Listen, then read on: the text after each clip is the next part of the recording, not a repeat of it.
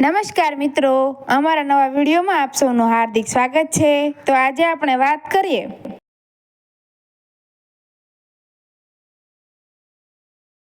ચા ચોર મારા પૈસા લઈને ભાગવાની કોશિશ કરતો હતો, ઊભો રહેજે, તને અબઘડી પોલીસને હવાલે કરું છું। વૃંદાવન સોસાયટીમાં છેલ્લા 10 વર્ષથી ચોકીદારી કરતા સુમેશસિંહ ચિંતામાં આમથી તેમ લટાર મારી રહ્યા હતા। મહિનાનું છેલ્લું અઠવાડિયું હતું એટલે આમ પણ ખિસ્સું તળિયે આવી ગયું હોય એવામાં સુવાવડ કરવા આવેલી દીકરીને તપાસીને સરકારી દવાખાનાના ડૉક્ટર સાહેબે કહ્યું કે ગર્ભાશયમાં બાળકની સ્થિતિ જોતા એવું લાગે છે કે આપ અત્યારથી જ આપની દીકરીનું નામ કોઈ ખાનગી દવાખાનામાં લખાવી દો તો સારું, કારણ કે અમુક જરૂરી સાધનોના અભાવે અહીં પ્રસ્તુતિ સમયે કોઈ તકલીફ ઊભી થઈ તો ગર્ભવતી સ્ત્રી તથા બાળક બંનેનો જીવ જોખમાશે। વળી અણીના સમયે બીજા કોઈ તબીબ હાથ પણ ન પકડે અથવા તો ખર્ચો અને જોખમ બંને ખેવડાઈ જાય એના કરતાં સુમેરસિંહ શું બોલે? દીકરીના જીવનનો સવાલ હતો પણ ખાનગી દવાખાનામાં દાખલ કરે એટલે ઓછામાં ઓછા 25-30 હજાર રૂપિયા જોઈએ। પોતાનો પગાર 10,000 એમાંથી તાણી તૂસીને માંડ 3 લાખ જેવી રકમ જમા કરી હતી। એ દીકરીના લગ્નમાં ખર્ચાઈ ગઈ। ત્યારબાદ હજુ તો કંઈક બચત થઈ એ પહેલાં પિતાને હૃદયનો હુમલો આવ્યો। લાગતા વળગતા પાસેથી ઉધારી કરી સોસાયટીમાંથી 3 મહિનાનો પગાર ઉપાડ કરી એ અમુક રકમ કોઈએ સ્વેચ્છાએ મદદરૂપ આપી એ બધું મળીને કુલ 1.25 લાખ રૂપિયામાં એમનો જીવ બસાવ્યો। ત્યારબાદ સમયે તેમને દેખાડવા જવાનું, દવા વગેરેનો ખર્ચો અને ઉધાર લીધેલ રકમ માંડ બધું થાળે પડ્યું ત્યાં દીકરીના સારા સમાચાર આવ્યા એટલે વળી પેટે પાટા બાંધી રકમ ભેગી કરવાનું શરૂ કર્યું। 10-12 હજાર જેટલા રૂપિયા ભેગા થઈ શક્યા। બાકીની રકમનું કેમ કરવું? વળી પાછો કોની પાસે હાથ લાંબો કરવો? પ્રસ્તુતિ વખતે શું પરિસ્થિતિ હોય? એટલા દિવસ દવાખાનામાં રહેવું પડે, કેટલી દવાઓ એ કંઈ નક્કી નહીં। પગાર ઉપાડ લઈ લઉં અને એ ખર્ચાઈ જાય તો પ્રસ્તુતિ પછીના ખર્ચ, માતા અને બાળકની દવાઓ, ખાવું પીવું શું ન હોય? કેમ થશે બધું? બપોરના ધોમ દખકતા તડકે દવા લેવા જાઉં છું એવું કહી ઘરેથી નીકળીને સુમેરસિંહ આવા બધા વિચારો કરતા લટાર મારી રહ્યા હતા। ત્યાં અચાનક એમનું ધ્યાન સોસાયટીના બગીચામાં પડ્યું। ત્યાં 500 રૂપિયાની નોટોનું એક બંડલ પડ્યું હતું। ઉપાડીને ગણી જોયા તો પૂરા 30,000। એક ક્ષણ માટે તેમને થયું કે આમાંથી 10,000 કાઢી લઉં તો દીકરીની સુવાવડ સચવાઈ જાય, પણ પછી તરત જ પોતાની જાતને ઠપકો આપી એ રકમ સુરક્ષિત રીતે પરીખ સાહેબને આપવા જતા હતા ત્યાં કોઈએ પાછળથી તેમની બોચી પકડી અને છોર એવું સંબોધન કર્યું। સુમેરસિંહે ખૂબ પ્રયત્ન કર્યો તેને સમજાવવાનો, પણ પેલો માન્યો જ નહીં અને તેને એમ કહીને પોલીસ ચોકીએ લઈ ગયો કે હું થોડીવાર પહેલાં સોસાયટી પાસેથી 1.5 લાખ રૂપિયા લઈને નીકળ્યો હતો। ખબર નહીં ક્યારે અને કઈ રીતે મારા થેલામાંથી 50,000 રૂપિયાનું બંડલ પડી ગયું। હું શોધતો આવ્યો તો જોયું કે આ છોર મારા પૈસા લઈને ભાગવાની તૈયારીમાં હતો। 50માંથી 30 તો આની પાસેથી નીકળ્યા, બાકીના 20,000 કાઢવાની જવાબદારી તમારી છે સાહેબ। મૂકતા નહીં એને, સાને 3rd ડિગ્રી આપો એટલે આફેડો ઓકી જશે મારા 20,000। ઇન્સ્પેક્ટરે એને ધમકાવતા કહ્યું, અમારું કામ અમને શીખવવાની જરૂર નથી, પહેલાં ફરિયાદ નોંધાવો, પછી શું કરવું, કઈ રીતે કરવું એ અમે જોઈ લઈશું, સમજ્યા? હવે આ તરફ બપોરના દવા લેવા જવાનું કહી અને ગયેલા પપ્પાના બીજા સાંજ સુધી ન આવ્યા એટલે સુમેરસિંહની દીકરી સોસાયટીના સેક્રેટરી પરીખ સાહેબ પાસે ગઈ। પરીખ સાહેબે સોસાયટીમાં કરિયાણાની દુકાન ધરાવતા શાહ સાહેબને પૂછ્યું પણ એમને કંઈ જાણ નહોતી। દવાની દુકાનની બાજુમાં ઓફિસ ધરાવતા પંડ્યા સાહેબને ફોન કર્યો તો તેમણે કહ્યું કે સુમેરસિંહ તો અહીં આવ્યા જ નથી। મારી ઓફિસમાં ઇલેક્ટ્રિસિટીનું કામ ચાલતું હોવાથી હું બપોરનો અહીં દવાની દુકાનમાં જ બેઠો છું।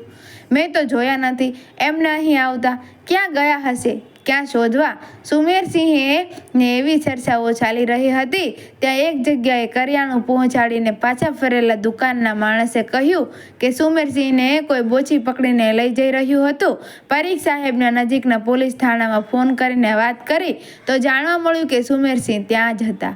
સોસાયટીના 4-5 જણા ભેગા થઈને પોલીસ ચોકીએ ગયા। ત્યાં બધી વાત સાંભળીને ઇન્સ્પેક્ટર સાહેબને કહ્યું કે સ્વયં ભગવાન આવીને કહે કે સુમેરસિંહે ચોરી કરી તો પણ અમે ન માનીએ। એકવાર મેરું ડગે પણ ગમે તેવી લાલચ આપો તોય અમારા સુમેરસિંહનો ન ડગે હો સાહેબ. અને આ મગરનો તો પોતે જ સાવ ખોટો માણસ છે. 2 વર્ષ પહેલાં એ નકલી નામ અને ઓળખાણ આપી અમારી સોસાયટીમાં રહેવા આવેલો. સુમેરસિંહે એને પકડી પડ્યો તો શરૂઆતમાં ખૂબ જ હોશિયારી મારી, પણ પછી સુમેરસિંહે એના ગોર ધંધામાં છતાં કર્યા એટલે ભોઠો પડીને તેને સોસાયટી છોડીને જવું પડ્યું. એટલે સુમેરસિંહને હેરાન કરવા માટે એમના પર ખોટો આરોપ મૂકી રહ્યો હશે.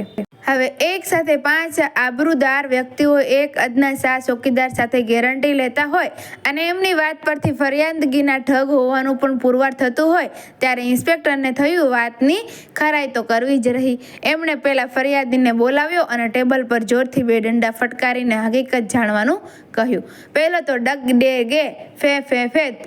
વધુ પૂછપરછ કરી તો જાણવા મળ્યું કે ગિલિન્ડર તો અનેક નાના મોટા ગુનાઓમાં સંડોવાયેલો હતો અને દર વખતે ચાલાકી કરીને પોતે કરેલા ગુનામાં બીજાને ફસાવીને આબાદ છટકી જતો.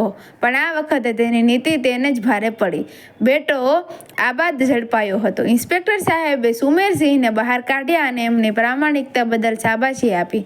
સુમેરસિંહ એમના પગે પડીને રીતસર રડી પડ્યા અને બોલ્યા, સાહેબ આપનો ખૂબ ખૂબ આભાર. અત્યારે મારા પરિવારને મારી ખૂબ જરૂરત છે.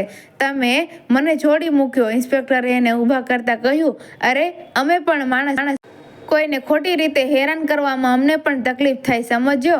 અને જ્યારે તારી સોસાયટીના આટલા વગદાર લોકો આંખ બંધ કરીને તારી ઉપર વિશ્વાસ કરતા હોય, તારી પ્રામાણિકતાની બાહેંધરી આપતા હોય, ત્યારે તને કેદ કરીને રાખવાવાળી વળી હું કોણ?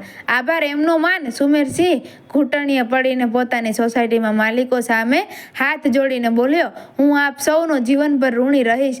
મારા જેવા એક અદના આશા સેવકને છોડવા માટે આપ સૌ છેક પોલીસ સુધી લાંબા થયા. અને ખોટું નહીં કહું સાહેબ, સંજોગોને આધીન મજબૂરીથી લાચાર મારું મન એક ક્ષણ માટે એ બંડલમાંથી 10,000 કાઢી લેવા માટે લલચાઈ ગયું હતું. પણ પછી બીજી ક્ષણે યાદ આવ્યું કે હું એક ચોકીદાર છું, કોઈ ચોર નથી. વળી એ રૂપિયા મારા કરતાં પણ વધુ જરૂરિયાતવાળાના હોય તો બસ આટલો વિચાર આવ્યો ને હું રૂપિયા પરીખભાઈ સાહેબને આપવા જતો હતો, જેથી ખરાઈ કરીને એ બંડલ એના સાચા માલિકને સુપરત કરી શકાય. એટલામાં પેલા સાહેબ આવી ગયા અને મારી એક ક્ષણની કૃતજ્ઞતાને મને જેલ ભેગો કરી દીધો. સાહેબ મને માફ કરી દો ને હમણાં નોકરીમાંથી ન કાઢશો. મારી દીકરીની પ્રસ્તુતિ એકવાર એ સુખરૂપ પાર પડી જાય પછી આપ કહેશો એ ભેગો હું. ઇન્સ્પેક્ટર એને વચ્ચેથી રોકતા બોલ્યા, પહેલી વાત, પેલો કોઈ સાહેબ નથી, 1 નંબરનો ગુનેગાર છે. તારા કારણે આજે હાથમાં આવ્યો છે.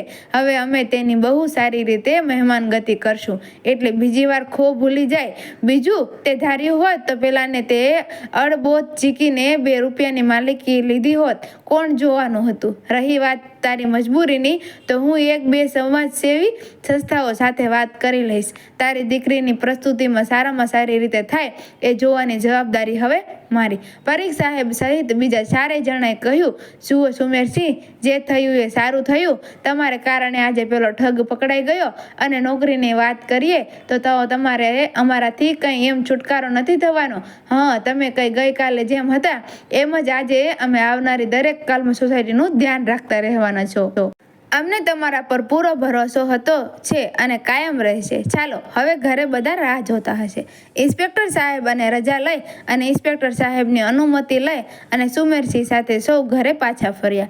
એ અઠવાડિયાના રવિવારે સોસાયટી દ્વારા એક ખાસ કાર્યક્રમ આયોજિત થયો, જેમાં સોસાયટીના સદસ્યો સમક્ષ સુમેરસિંહની પરિસ્થિતિનો ચિંતાર, સોસાયટીમાં બનેલી ઘટના, સુમેરસિંહની પ્રામાણિકતા તથા નિખાલસ કબૂલાત વિશે સૌને અવગત કરાયા અને સર્વસંમતિથી એમનું સન્માન કરવામાં આવ્યું તથા તેમને સોસાયટીના ફંડમાંથી ઇનામ પેટે 10,000 રૂપિયા રોકડા આપવામાં આવ્યા.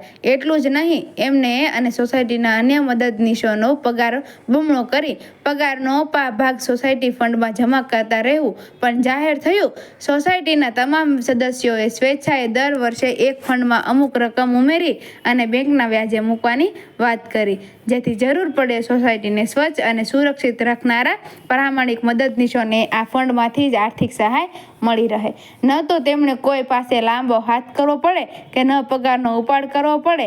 આપણામાં કહેવત છે ને, અણી ચૂક્યો તો 100 વર્ષ જીવે. ને ન્યાય અણીના સમયે પોતાની જાતને સંભાળી લેનાર સુમેરસિંહ વૃંદાવન સોસાયટીના ઇતિહાસમાં અમર થઈ ગયા. મિત્રો, વિડીયો ગમ્યો હોય તો વિડીયોને લાઇક કરજો, શેર કરજો અને અમારા આવા જ નવા વિડીયો જોવા માટે અમારી ચેનલને સબસ્ક્રાઈબ કરી દેજો.